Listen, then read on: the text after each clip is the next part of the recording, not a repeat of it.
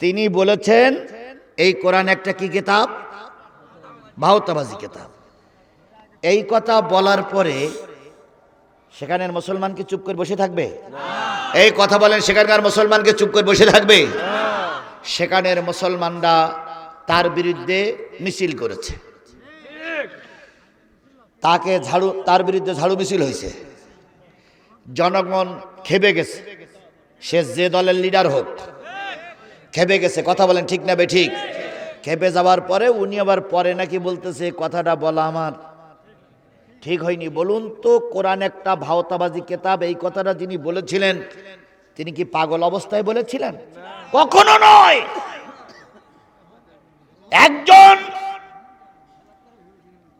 একজন পৌর মেয়র, নিশ্চয়ই তিনি জ্ঞানী ব্যক্তি না থাকলে আজও কালক মেয়র হয়নি। এই কথা বলেন। সেই ব্যক্তি যখন কোরআনকে ভাওতাবাজি কিতাব বলল, নিঃসন্দেহ লোকটা জেনে বুঝেই কথা বলেছে। যে দলের লিডার তিনি, সেই দলের নেতা এবং নেত্রীর কাছে আমাদের আবেদন, অনতি বিলম্বে এই নেতাকে দল থেকে বহিষ্কার করুন। এবং পুলিশ এবং আর্মি ভাইদের কাছে আমাদের দাবি, এই নেতাকে গ্রেফতার করুন। যদি আপনারা দল থেকে বহিষ্কার না করেন, আর যদি সেনাবাহিনী পুলিশকে গ্রেফতার না করে, তাহলে ধরেই নেব। শোনেন, তাহলে ধরেই নেব উনি যে দলের নেতা পরিচয় দিয়ে কথা বলেছেন, ওই দল এই কথার পরে সমর্থন করে। কথা বলেন, কথা বলেন, কথা বলেন। আর সমর্থন করে আগামীতে যদি আপনারা আমাদের কাছে ভোট দিতে আসেন, দয়া করে কোরআন বিরোধীদের ভোট আমরা দেব না, দেব না, দেব না। প্রয়োজনে 50 বছর ইউনূস থাকুক। কথা বলেন। প্রয়োজনে ইউনূস আরো 50 বছর থাকুক, তবু ইসলাম বিরোধী, ধর্ম বিরোধী, দেশ বিরোধীর হাতে আমরা ক্ষমতা তুলে দেব না। এই কথার সঙ্গে আপনারা কারা কারা একমত? 2 হাত তুলে আল্লাহরে দেখাই দেন তো।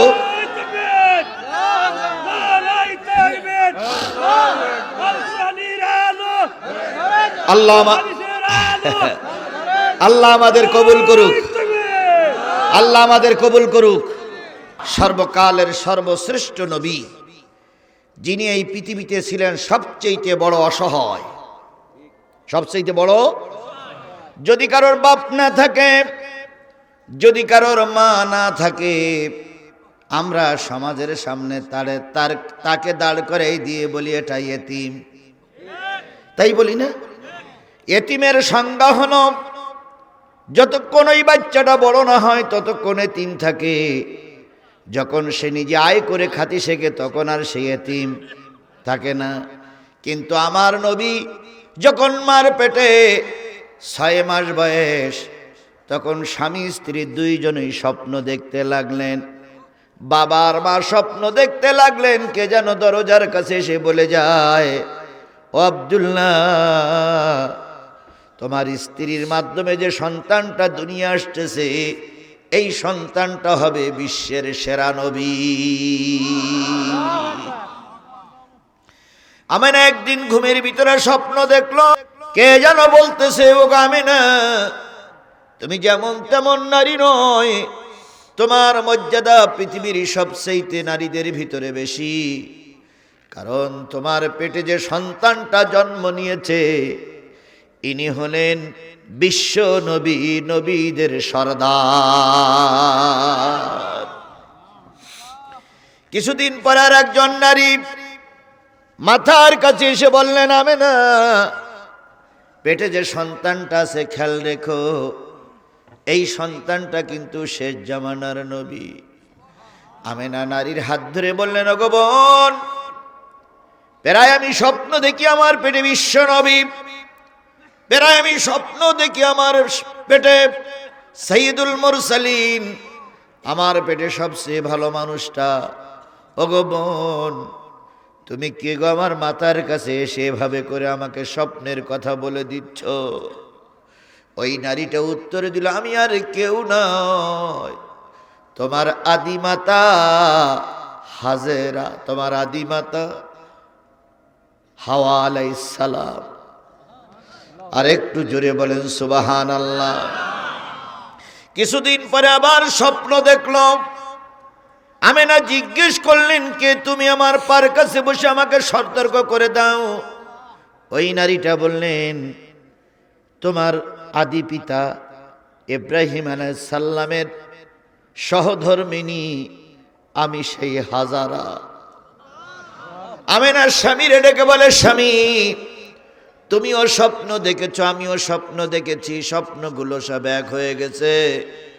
আমার ধারণা আমাদের কুড়ে ঘরে বিশ্বের শ্রেষ্ঠ মানুষটি জন্ম নেবে।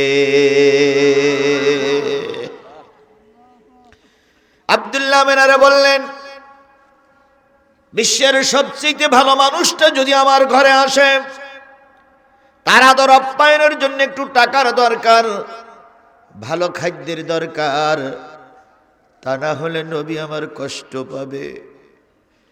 আমার ঘোড়াটা সাজিয়ে দাও, কিছু মাল সামানা ঘোড়ার পিঠে তুলে দাও, মদিনার থেকে ব্যবসা করে কিছু উপার্জন করে নিয়ে আসি, যাতে করে আমার নবী আমার কলিজার মানিক দুনিয়ায় এসে যেন কষ্ট না পায়। আমিন আব্দুল্লাহরে সাজাই দিলেন। আব্দুল্লাহ চলে গেলেন ব্যবসার জন্য।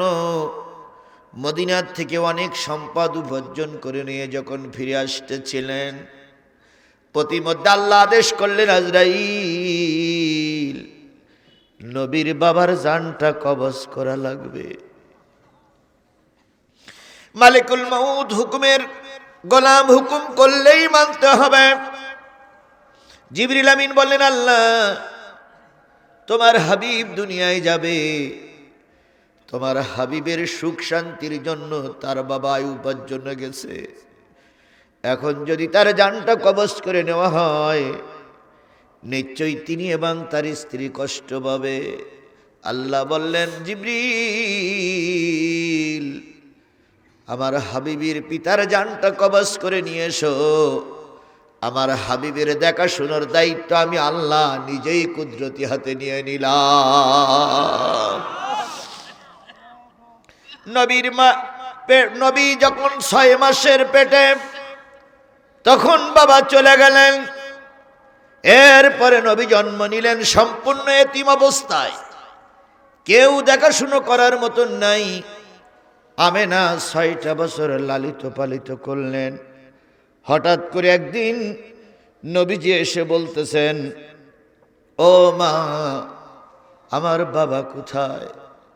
আমেনা বললেন, 6 বছর পরে বাবার কথা স্মরণ হলো কেন? কয়, মা গতকালকে দেখলাম বিরাট আকারের একটা ঝড় উঠলো, লু হাওয়া বইল, যত ছেলে মেয়েগুলো ময়দানে ছিল সবার পিতারা আসলো, কেউ সন্তানকে কোলে তুলে নেয়, গালে চুমা দেয়, কেউ বুকের ভিতরে জড়াই ধরে বলে, বাজান মা বাড়ি হাট। কিন্তু আমি লক্ষ্য করলাম গোটা পৃথিবীতে এমন বড় দেশ, এমন বড় এলাকা, একটা মানুষ আমার নাম ধরে ডাকার মতন হলো না, একটা মানুষ আমার গালে চুমা দিল না, একটা মানুষ মোহাম্মদ বলে ডাকলো না। ও আমার মা, আমার আব্বু কোথায়? আমেনা ব্যালেন্স ঠিক রাখতে পারলেন না। আমেনা 2 চোখের পানি ফেলায় নবীকে বুকের ভিতরে জড়াই ধরে বলে, বাজান রে, তোর বাবার মনে বড় আশা ছিল, তুই দুনিয়ায় আসবি, তুমি দুনিয়ায় আসবা। বাবা তোমার রকমারি পোশাক কিনতে গিয়েছিল, তোমার জন্য রকমারি খাদ্যের ব্যবস্থা করার জন্য, আয় করার জন্য মদিনায় গিয়েছিল। আমি সংবাদ পেয়েছি মদিনার একটা প্রত্যন্ত অঞ্চলে বাবলা গাছের 2 বাবলা গাছের মাঝখানে তোমার বাবা চিরজীবনের মতন আয় উপার্জন করে পরকালের পাড়ি জমাইয়েছে। তোমার বাবার কখনো তোমার নাম ধরে ডাকবে না। এই লোকগুলো প্রকৃতি এতিম, কথা বলেন ঠিক না ঠিক? আর আমাদের সমাজে বুড়ো হয়ে যাওয়ার পরে যদি বাপ মারা যায়, নেতারা কয় আজকে আমার নেতা এতিম হয়ে গেছে। বুড়ো বয়সেও যদি বাপ মা বললে এতিম হয়, তাহলে জোয়ান বয়সে মরে গেলে কি হবে, ছোট বয়সে মরে গেলে কি হবে? সুতরাং নবী ছিলেন এতিম, কথা বলেন ঠিক না ঠিক? আমেনা বললেন, চলো তোমার বাবার কবরটা দেখাই নিয়ে আসি। বাবার কবর দেখানোর জন্য উম্মে হানি সহ কিছু লোকজনকে নিয়ে আমেনা চলে গেলেন বাবার কবর জিয়ারত করার জন্য। আমেনার বাবার বাড়ি ছিল মদিনায়, নবীজির নানার বাড়ি ছিল মদিনায়। নবীজির নানার বাড়ির থেকে ঘোরাফেরা করে যখন চলে আসতেছিলেন, বাবার কবরের পাশে আল্লাহর নবী দাঁড়ালেন। কবরের পাশে বারাস্তে করে বসে বললেন, আব্বু, সন্তান যখন কোনো জিনিস চায় তখন বাবার কাছে চায়। সন্তানের যখন কোনো জিনিসের চাহিদা হয় তখন বাবাকে বলে। কেউ যদি অন্যায়ভাবে কাউকে মারধর করে তাহলে বাবার কাছে নালিশ করে। আমি এত বড় একটা অসহায় মানুষ, আমার জীবনের চাহিদাগুলো কারোর কাছে বলতে পারি না।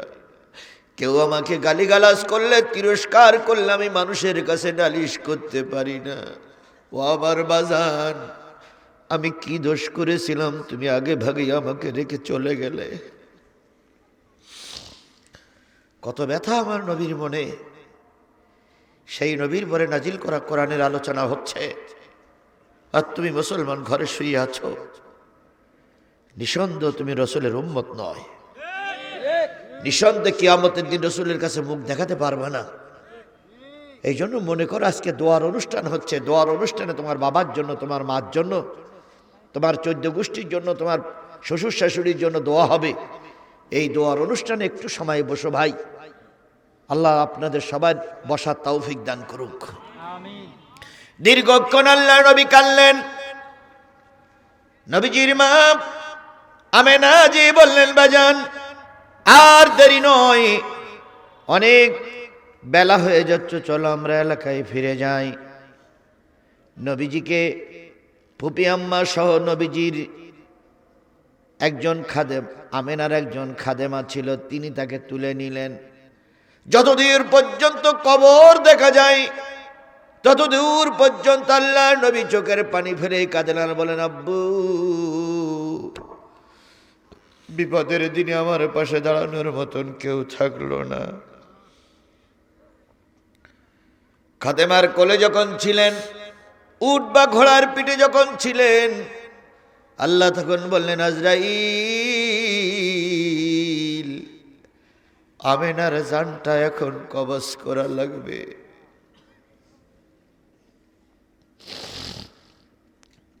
আজরাইল কখনো প্রতিবাদ করেন নাই। প্রতিবাদ করার মতন কোন শক্তি ফেরেশতাদের নাই। আজরাইল তৈরি হলেন, একটু যায় আর একটু ফিরে ফিরে আল্লাহর দিকে তাকায়। বাবার কবর জিয়ারত করা চোখের পানি এখনো শুকায় যায়নি।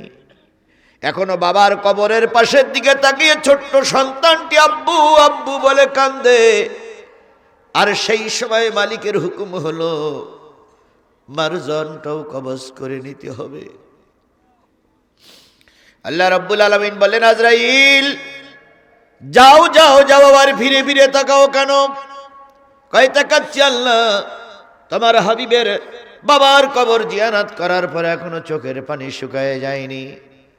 তার আগেই যদি মারজানটা কবজ করা হয়, পৃথিবীর যদি বাপ মারা যায় মার কাছে আশ্রয় নিতে পারে, মাও যদি মারা যায় 6 বছরের শিশু কার কাছে আশ্রয় নেবে? আল্লাহ বললেন, আজরাইল তোমার দায়িত্ব তুমি পালন করো, আমার হুকুম তুমি পালন করো। মুহাম্মদ কার কোলে পিঠে মানুষ হবে, কার কোলে পিঠে চড়ে বড় হবে, ও দায়িত্ব আমি আল্লাহ নিজেই নিয়ে নিয়েছি।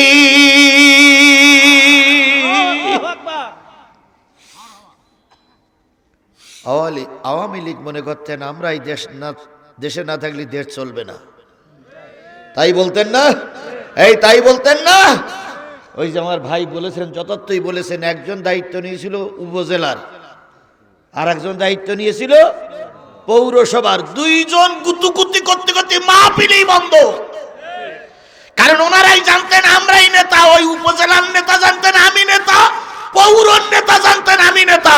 আর ওনারা কল্পনা করতেন জীবনেও আমরা কখনো আর এই ক্ষমতা ছেড়ে দেব না, কিন্তু জুতো ফেলাই যে পালাইতে হবে ওর 14 গোষ্ঠী জানত না। এখন কোন জঙ্গলে আছে আল্লাহই ভালো জানে। পলাতক তো আছে, এখন পলাতককে এই এলাকায় না বাইরে আল্লাহই ভালো জানে। হয়তো বাথরুমের ভিতরে বসে বসে আজকে রস শুনতেছে। ভালো হলি ভালো হও, না হলি বুবু যেদিকে গেছে তোমরাও সেদিকে যাও। তোমাদের মতন নেতা আমাদের দরকার নাই। এই কথা বলেন না কেন? ওদের মতন নেতা আমাদের দরকার আছে? জোরে বলেন, ওদের মতন নেতা আমাদের দরকার আছে। ওরা নেই তবুও দেশ চলছে। আগামীতে যারা ক্ষমতায় আসার জন্য চেষ্টা করছে আপনারাও ভালো হয়ে আসেন, নতুবা আপনারা না থাকলেও আমাদের দেশ চলবে। কিন্তু কোন শয়তানকে আমরা আর আশ্রয় দেব না।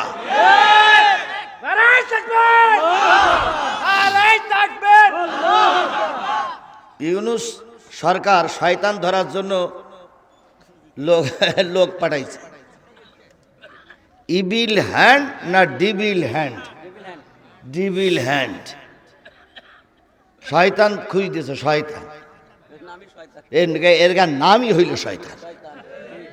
যে কোটা পালাইছে কোটাও শয়তান, আর যে কোটা এখন এলাকায় আছে কোটাও শয়তান। ও প্রধানমন্ত্রী শয়তান, আর ছোট নেতা ওটাও শয়তান। এই জন্য শয়তান ধরার জন্য ভাই তারা না অভিযান চলতেছে, শয়তান ধরার অভিযান চলতেছে। ইউনূসকে বলি চালিয়ে যাও বাবা, চালিয়ে যাও। 18 কোটি মানুষ তোমার সঙ্গে আছে। কথা বলেন, কথা বলেন, কথা বলেন। ওনারা বলেছিল 41 সাল পর্যন্ত থাকবো, আর এখন যারা ক্ষমতায় যাওয়ার নিয়ত করতেছে তারা বলতেছে এই পিরিয়ডে আমরা যাব, তার পিরিয়ডে আমরা যাব, তারপরে আমরা যাব। আপনারা সব সময় যান কিন্তু চাঁদাবাজি বন্ধ করেন।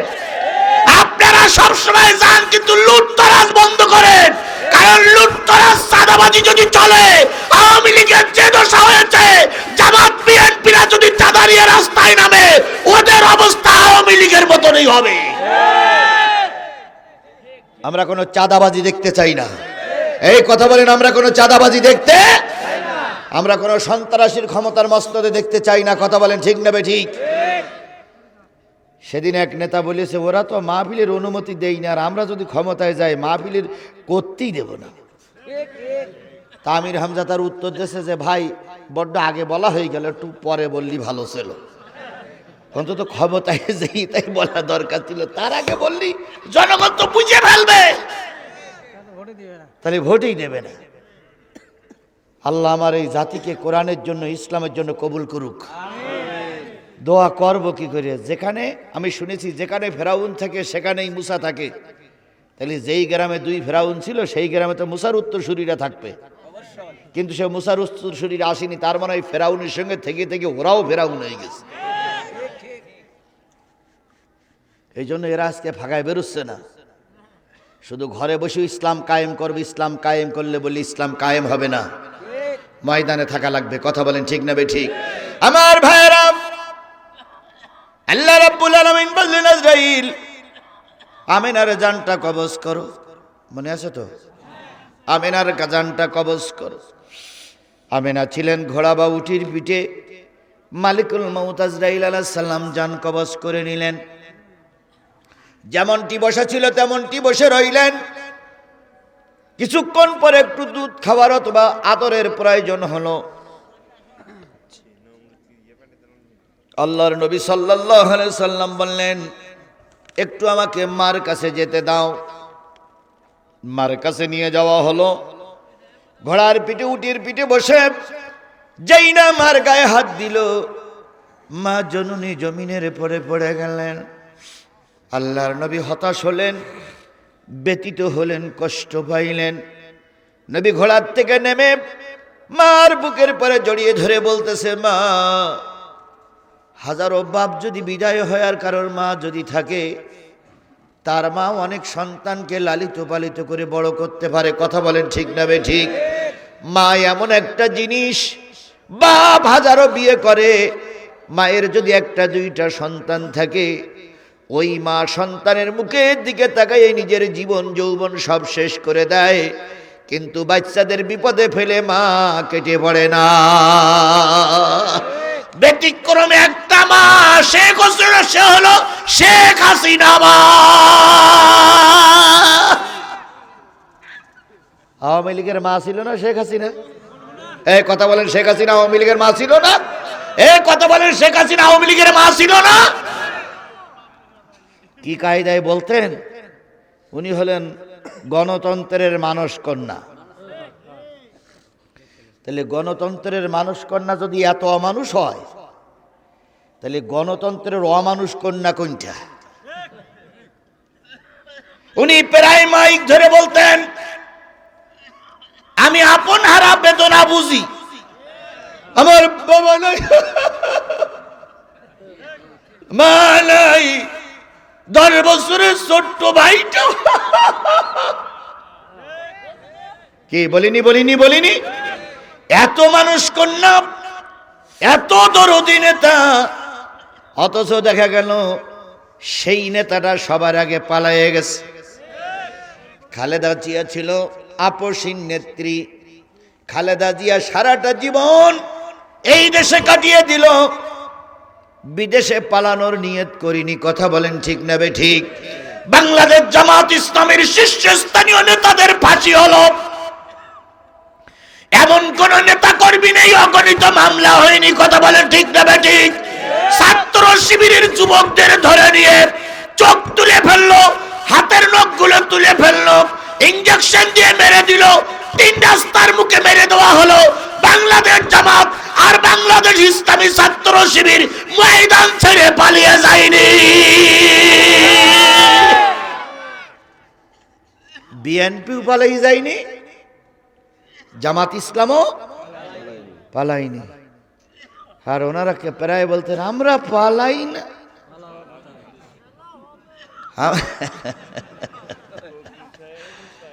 আমরা পালানো জাত নই, মুক্তিযুদ্ধের পক্ষের শক্তি আমরা।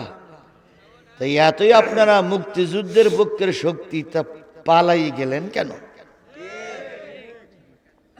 বন্ধুগণ, পৃথিবীর সবচেয়ে আল্লাহর পরে আপন লোক হয় মা। সেই মা যদি সন্তানকে বিপদে ফেলাই পালাই যায়, বুঝতে হবে ও মা নামের রাক্ষসী। আওয়ামী লীগের নেতা কর্মীরা নিশ্চয়ই আমার আলোচনা শুনতেছেন। বন্ধু, তোমাদের মা বিপদে ফেলাই রেখে পালিয়ে গেছে, ও মা নামের রাক্ষসী। ওর পথ ছেড়ে দিয়ে গণতন্ত্রের পথ ধরো, ইসলামের পথ ধরো, নতুবা ওর যে অবস্থা হয়েছে জনগণ তোমাদেরও জুতা পিটা করে সেই অবস্থা করবে।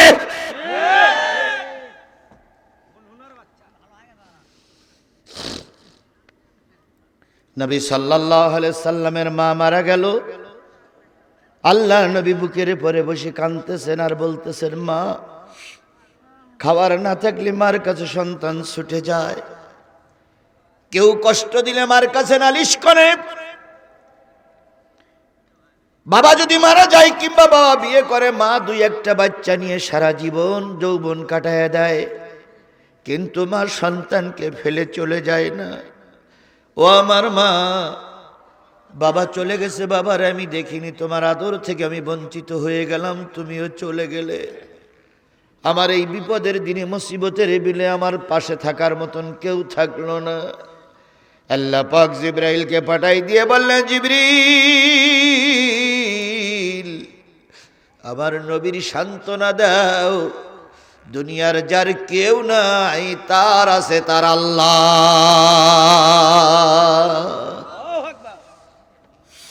সেই আল্লাহ এখন আছে না নাই? বন্তে ঘড়ির মুসলমানেরা স্পষ্ট করে বলতে হবে, সেই আল্লাহ এখন আছে না নাই? তাহলে বিপদে হতাশ হলে চলবে না, ঈমান এবং আমলের পরে টিকে থাকো। আজ হোক কাল হোক, বিজয় আসবেই ইনশাল্লাহ। বিজয় এসে গেছে, ইনশাল্লাহ বিজয় এসে গেছে। কথা বলেন ঠিক না বে ঠিক?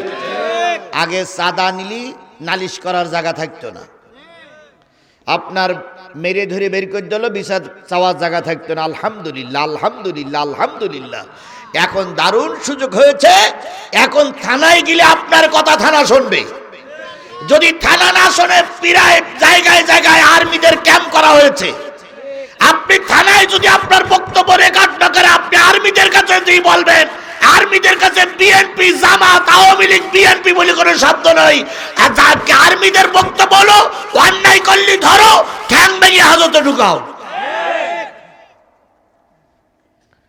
আর এই জিনিসটা অনেকে সহ্য করতেছে না, অনেকে চিন্তা করতে তাড়াতাড়ি ভোট দেওয়া আমরা নেই, কিন্তু আমরা বলতে তাড়াতাড়ি ভোট দেওয়ার দরকার নেই, এইভাবে আরো কিছুদিন থাক, শয়তানগুলো একটু জব্দ হোক, 10 বছর থাক, তাহলে এই যে কটা ভোট করতে এ কটা তো পাতলা পায়খানা হয়ে যাবে। এনারা চিন্তা করতে আজকে যদি ভোট হয় কালকে ক্ষমতায় যাবো, অতরা গুড় আসছেন না দুলা ভাই, ওই চিন্তায় স্বপ্ন দোষ করে লাভ নাই। এখান থেকে 10 বছর আগের গণতন্ত্র আর 10 বছর পরের গণতন্ত্র, এখানে 20 বছর আগের বাংলাদেশ আর 20 বছর পরের বাংলাদেশ এক নয়। এখন জনগণ বুঝতে শিখেছে যে কার হাতে ক্ষমতা দিলে এই ভোট চুরি আবার চলবে, কার হাতে ক্ষমতা দিলে চাঁদাবাজি থাকবে, কার হাতে ক্ষমতা দিলে আমরা নিরাপদে থাকতে পারবো কি পারবো না, এটা জনগণ বুঝতে শিখেছে না শিখিনি? এই কথা বলেন, বুঝতে শিখেছে না শিখিনি? যদিও সামনাসামনি বলতে দুলাই সালাম আলাইকুম, ভোট কেন্দ্রে যাই দেখো ঠিক ঠিক কোরআনের পক্ষেই রায় পড়বে, ঠিকই কোরআনের পক্ষে রায় পড়বে। যতই পাকপাকুম করো, জায়গায় গেলে কোরআনকে তারা বুঝে নেবে। কথা বলেন, কথা বলেন, কথা বলেন।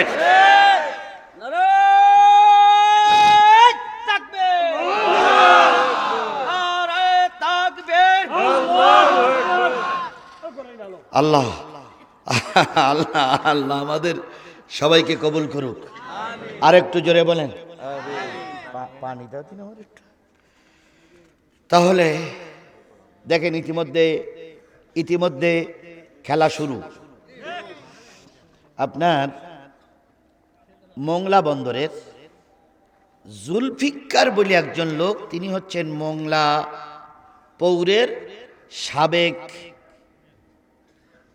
পৌর মেয়র ছিল। তিনি একটা বক্তব্য দিয়েছেন, কোরআন একটি ভাওতাবাজি কিতাব। এই কোরআন নাকি কি কিতাব?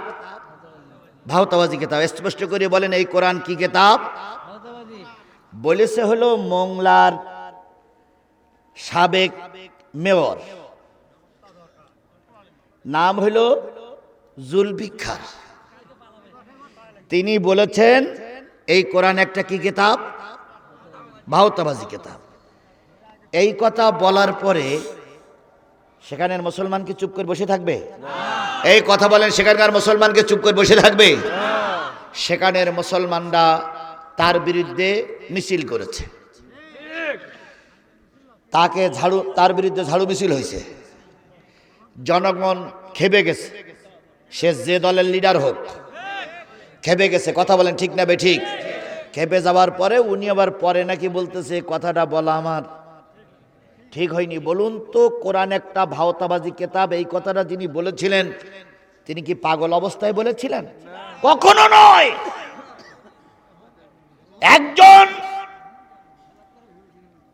একজন পৌর মেয়র, নিশ্চয়ই তিনি জ্ঞানী ব্যক্তি না থাকলে আজও কালক মেয়র হয়নি। এই কথা বলেন। সেই ব্যক্তি যখন কোরআনকে ভাওতাবাজি কিতাব বলল, নিঃসন্দেহ লোকটা জেনে বুঝেই কথা বলেছে। যে দলের লিডার তিনি, সেই দলের নেতা এবং নেত্রীর কাছে আমাদের আবেদন, অনতি বিলম্বে এই নেতাকে দল থেকে বহিষ্কার করুন। এবং পুলিশ এবং আর্মি ভাইদের কাছে আমাদের দাবি, এই নেতাকে গ্রেফতার করুন। যদি আপনারা দল থেকে বহিষ্কার না করেন, আর যদি সেনাবাহিনী পুলিশকে গ্রেফতার না করে, তাহলে ধরেই নেব। শোনেন, তাহলে ধরেই নেব উনি যে দলের নেতা পরিচয় দিয়ে কথা বলেছেন, ওই দল এই কথার পরে সমর্থন করে। কথা বলেন, কথা বলেন, কথা বলেন। আর সমর্থন করে আগামীতে যদি আপনারা আমাদের কাছে ভোট দিতে আসেন, দয়া করে কোরআন বিরোধীদের ভোট আমরা দেব না, দেব না, দেব না। প্রয়োজনে 50 বছর ইউনূস থাকুক। কথা বলেন, প্রয়োজনে ইউনূস আরো 50 বছর থাকুক, তবু ইসলাম বিরোধী, ধর্ম বিরোধী, দেশ বিরোধীর হাতে আমরা ক্ষমতা তুলে দেব না। এই কথার সঙ্গে আপনারা কারা কারা একমত? 2 হাত তুলে আল্লাহরে দেখাই দেন তো।